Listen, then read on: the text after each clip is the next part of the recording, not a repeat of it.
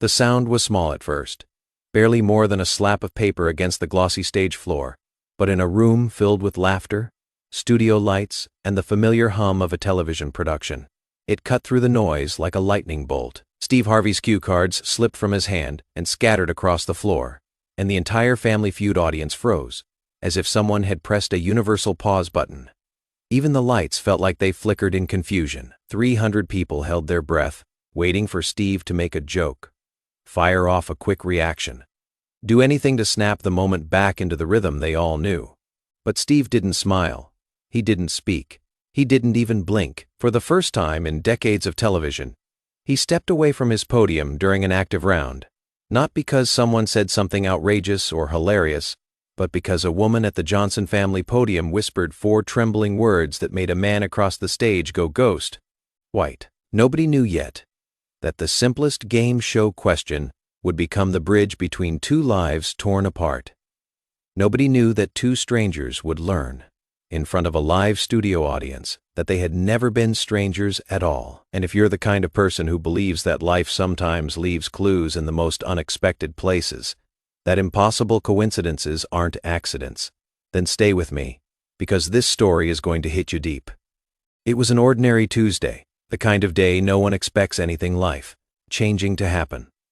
The 17th of October, 2023. The air outside the Atlanta studio was warm, the kind of afternoon where families lined up outside under the sun, buzzing with the excitement of being part of something they'd watched for years. Inside, the Johnson family from Charlotte, North Carolina, huddled around their podium, their energy a strange mix of nerves, hope, and the kind of inside jokes that only families share. Their captain, Jennifer, wore a red blazer her mother had pressed the night before, smoothing the fabric with the same tenderness she used when Jennifer was a child afraid to walk into her first day of school. Jennifer had brought her teenage son Marcus, her sister Angela, her brother-in-law David, and her Aunt Patricia, all jammed into their SUV for the 7-hour drive the day before, eating snacks and laughing while reviewing practice questions. Jennifer wasn't here just for the thrill of being on the show. She had a dream she'd been carrying since she was little. A bakery, one with her name on the sign, with cinnamon and butter in the air, and a little bell over the door. She didn't need the $20,000 prize to change her life, but it would help her start the one she'd been imagining for decades. Across the stage stood the Martinez family from Phoenix, Arizona, a beautiful burst of energy that could have lit the room even without the studio lights. Their captain, Robert, stood tall despite the weight of his years, his silver hair brushed neatly, his hands rough from decades of construction work. His laugh was loud, the kind that shakes the shoulders of everyone nearby. Behind him stood his daughter Sophia, his son Miguel, his daughter-in-law Carmen, and his grandson Diego. They weren't there for money, not really. After losing Robert's wife, the glue of their family, they'd all needed something to help them remember that joy still existed. This trip was part tribute, part healing, part way of telling life they weren't done yet. Steve Harvey was at the top of his game that day, firing jokes like sparks, keeping the energy warm, alive, and familiar. He teased Marcus about towering over his mother. He nudged Robert about retired life. He moved like the host only Steve Harvey can be, part comedian, part coach, part mentor, part ringmaster. The first 2 rounds passed with laughs and applause, everything flowing exactly the way it always had. Jennifer nailed her answers. Robert's quick wit kept his family in play. The energy soared. And then came the question. The question that didn't just shift the game but unraveled the fabric of 30 years of misunderstanding. We surveyed 100 people, Steve said, pausing for effect. Name something you might keep in a box under your bed. Simple, harmless. A classic. Jennifer hit the buzzer first, and the Johnson family chose to play. Photos, letters, keepsakes, easy answers, predictable ones. Marcus gave one. Patricia gave one. Laughter drifted across the stage until Angela stepped up, her hand hovering over the microphone, her eyes suddenly not on the board, not on her family, but across the stage at Robert. Steve noticed immediately. "Angela, you with me?" he asked. She didn't answer. Her eyes widened, her brows pulled together, and her whole face shifted from concentration to something like shock. "I'm sorry," she murmured, barely audible. "It's just that man over there." She pointed at Robert. A whisper ran through the audience. Robert blinked, confused, glancing at his family as if maybe the cameras were playing tricks on him. "What about him?" Steve asked gently, abandoning humor for something softer. Angela didn't answer him. She looked at Jennifer instead, and when Jennifer lifted her eyes and saw Robert, really saw him. The air in the room seemed to collapse. Color left her face. Her hand flew to her mouth. Her knees nearly gave out. Marcus grabbed her arm. "Mom, what's wrong?" She didn't answer. She stepped forward, one trembling foot at a time, until she stood halfway between her podium and his. Robert's eyes squinted, his confusion turning to something else, an old memory rising from a place he thought he'd buried forever. "Jennifer?" he whispered, the word cracking in half as it left his lips. His family froze. Steve froze. Everyone froze. "Somebody please tell me what is happening," Steve finally said, but he sounded nothing like a host. He sounded like a man witnessing a miracle.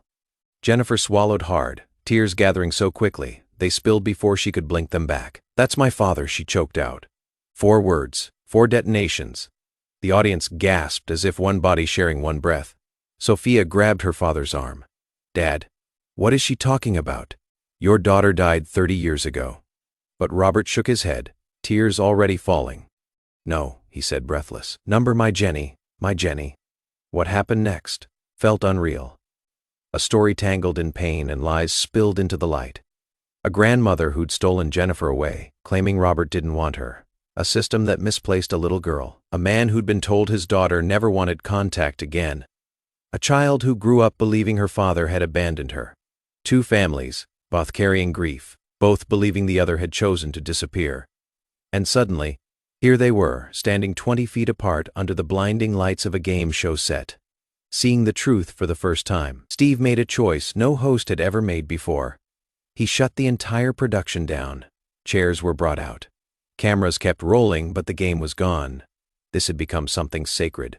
For more than an hour, both families sat together in the center of the stage while 30 years unraveled in front of them. Jennifer showed Robert the faded photograph she kept in her wallet. Robert pulled out the matching picture he carried every day for 3 decades. Sophia sobbed into Miguel's arms, confessing they'd searched for Jennifer for years. Angela admitted Jennifer had nightmares as a child, dreams of a man with silver hair calling her name. The audience cried openly. Crew members wiped tears between takes.